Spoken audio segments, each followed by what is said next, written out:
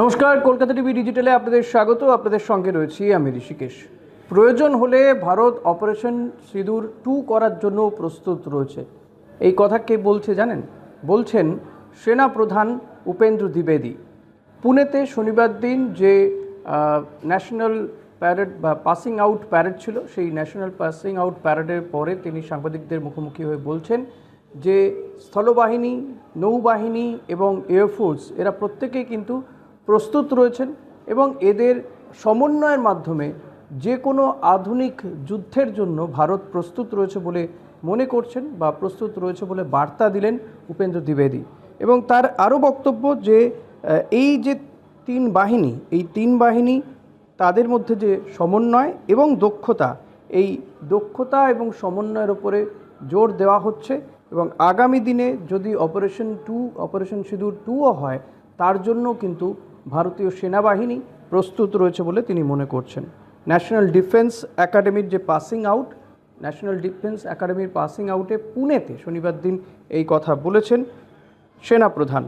তার আরও বক্তব্য যেটা অত্যন্ত গুরুত্বপূর্ণ, তিনি বলছেন আপাতত সংঘর্ষের পরিস্থিতি ঠেকানো গেলেও যে কোনো সময় যুদ্ধ বাঁধলে তা মোকাবিলার জন্য 3 বাহিনীই প্রস্তুত রয়েছে। অর্থাৎ যদি ধরুন কালকেই এমন পরিস্থিতি তৈরি হয়, তাহলেও কিন্তু এই 3 বাহিনী স্থল, জল এবং এয়ারফোর্স বা বায়ুসেনা তারা কিন্তু প্রস্তুত রয়েছে এবং 3 বাহিনীর মধ্যে যে সমন্বয় সেটাও কিন্তু রেডি রয়েছে। অর্থাৎ যে কোনো মুহূর্তে যে কোনো পরিস্থিতির জন্য ভারতীয় সেনাবাহিনী প্রস্তুত রয়েছে। হঠাৎ করে এই কথাটা মনে করাতে হলো কেন সেনাপ্রধানকে, সেটা নিয়ে কিন্তু একটা চাপানুত্তর শুরু হচ্ছে গিয়ে কোথাও গিয়ে কি তাহলে আবারও এমন একটা পরিস্থিতি সৃষ্টি হচ্ছে, আবারও কি ভারত পাকিস্তানের মধ্যে যুদ্ধের পরিস্থিতি সৃষ্টি হতে পারে, সেরকম একটা আশঙ্কা দেখা দিচ্ছে। যদিও যুদ্ধ কখনোই কাম্য নয়। তিনি বলেছেন যে অপারেশন সিঁদুর প্রসঙ্গে বলতে গিয়ে তার বক্তব্য সেটা এখনও চলছে, আপাতত সংঘর্ষ বিরতি রয়েছে, কিন্তু সেই সময়টাকে কাজে লাগিয়ে সেনা ও অন্য 2 বাহিনী নিজেদের অপারেশন সিঁদুর 2 এর জন্য প্রস্তুত রাখছে। অর্থাৎ সেক্ষেত্রে যদি আবারও ওপার থেকে উস্কানিমূলক কিছু আসে পাকিস্তান থেকে, তাহলে কিন্তু ভারতও তার যোগ্য জবাব দেবে, এমনটাই কিন্তু তিনি বলেছেন।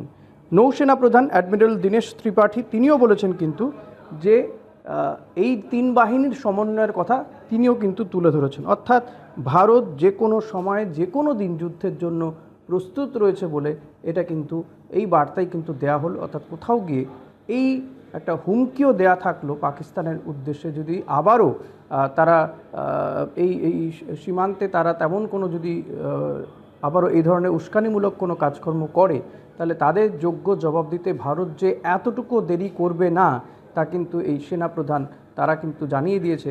বিশেষ করে ভারতীয় সেনাপ্রধান উপেন্দ্র দ্বিবেদী তিনি যেমনটা জানিয়েছেন, পাশাপাশি নৌসেনা প্রধান অ্যাডমিরাল দীনেশ ত্রিপাঠী তিনিও বলে দিয়েছেন যে যুদ্ধকালীন পরিস্থিতির জন্য ভারত কিন্তু প্রস্তুত রয়েছে এবং সেনাবাহিনী সব দিক থেকে প্রস্তুত রয়েছে। 3 বাহিনীর মধ্যে অনেক সময় দেখা যায় যে এই ধরনের ক্ষেত্রে 3 বাহিনীর মধ্যে একটা সমন্বয়ের অভাব ঘটে, কিন্তু এক্ষেত্রে তারা যে প্রস্তুত রয়েছে সেটা কিন্তু মনে করিয়ে দিতে ভোলেননি তারা।